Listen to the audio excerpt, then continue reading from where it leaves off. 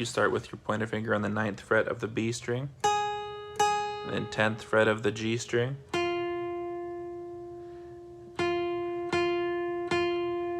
11th fret on the D string with your ring finger, and then go 11, 13, 11, slide up and bring it back down. And then play it over again.